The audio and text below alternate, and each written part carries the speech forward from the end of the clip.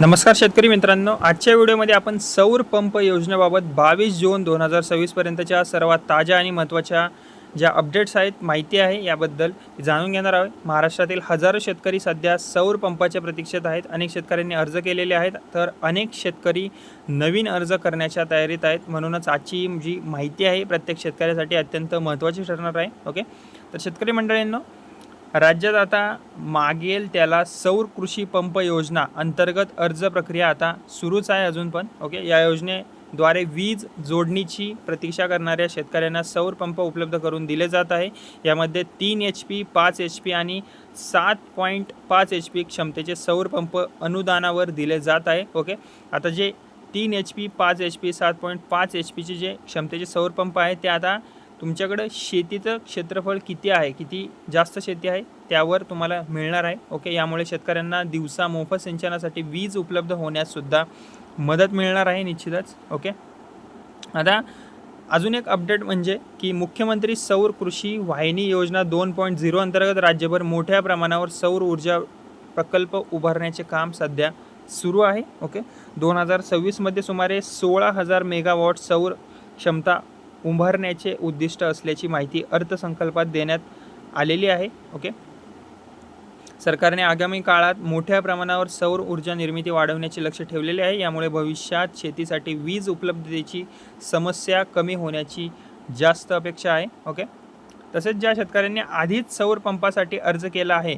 त्यांनी अर्जाची स्थिती नियमित तपासणे अत्यंत आवश्यक आहे। अनेक अर्ज सध्या कागदपत्र पडताळणीच्या टप्प्यात आहेत। काही अर्जांमध्ये व्हेंडर सिलेक्शन प्रक्रिया सुरू आहे, तर काही लाभार्थ्यांच्या ठिकाणी प्रत्यक्ष सौर पंप बसवण्याचे काम सुरू आहे। त्यामुळे अर्जदारांनी वेळोवेळी आपली स्थिती तपासावी। ओके, आता 2022 ते 25 दरम्यान लाखो कृषी पंप जोडण्यात आलेले असून सध्या दरमहा मोठ्या प्रमाणावर पंप बसवण्याचे काम सुरू आहे। ओके, तसेच आता त्यामुळे अर्जदारांनी आपली जी स्थिती आहे, आपली अपडेट काय आहे आपल्या अर्जाविषयी ती तपासून घ्यावी। ओके, आता सर्वात महत्त्वाचा मुद्दा म्हणजे की जून 2026 मध्ये सौर क्षेत्राशी संबंधित काही नवीन तांत्रिक नियम लागू झाले आहेत। ओके, आता त्यामुळे भविष्यात सौर पंप बसविताना मंजूर उपकरणांचा वापर करण्यावर भर दिला जाणार आहे। याचा परिणाम पुढील स्थापनेच्या प्रक्रियेवर सुद्धा होऊ शकतो। ओके, 1 जून 2026 पासून हे नियम जे आहे ते तांत्रिक नियम लागू झालेले आहेत। त्यामुळे नव्या सौर प्रकल्पांसाठी मंजूर उत्पादकांच्या ALMM सौर उपकरणांचा वापर आवश्यक ठरणार आहे। ओके, तसेच आता अजून एक महत्त्वाची माहिती म्हणजे की जर तुम्ही सौर पंपासाठी अर्ज केला असेल तर काही गोष्टी त्वरित तुम्ही तपासून घ्या। तुमचे आधार कार्ड अपडेट आहे का, मोबाईल नंबर योग्य आहे का, कागदपत्र पडताळणी पूर्ण झालेली आहे का, वेंडर सिलेक्शन झालेलं आहे का आणि अर्जाची सद्यस्थिती पोर्टलवर तुमच्या काय दाखवत आहे। ओके, या सर्व बाबी तपासणे अत्यंत गरजेचे आहे शेतकरी मंडळींनो, कारण कागदपत्रांमध्ये चुका त्रुटी असल्यास सौर पंप मंजुरीस विलंब होऊ शकतो।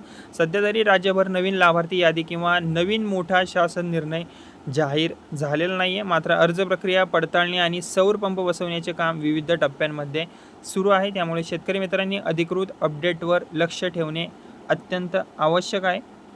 ओके, त्यामुळे सौर पंपामुळे वीज बिलाचा जो खर्च आहे तो अत्यंत शुल्क कमी येते। ओके, दिवसा सिंचन करता येते आणि शेती अधिक स्वावलंबी बनते। ओके, म्हणून पात्र शेतकऱ्यांनी ही योजना जी आहे त्यांच्यासाठी अत्यंत फायदेशीर ठरत आहे। ओके, तर ही होती 22 जून 2026 पर्यंतची सौर पंप योजनेची ताजी अपडेट। व्हिडिओ तुम्हाला आवडला असेल तर व्हिडिओला लाईक करा, आपल्या इतर शेतकरी मित्रांपर्यंत हा व्हिडिओ शेअर करा आणि अशाच महत्त्वाच्या शेतकरी योजना व सरकारी अपडेटसाठी माझे बडी नावाचे चॅनल आहे त्याला सबस्क्राईब करायला विसरू नका। धन्यवाद।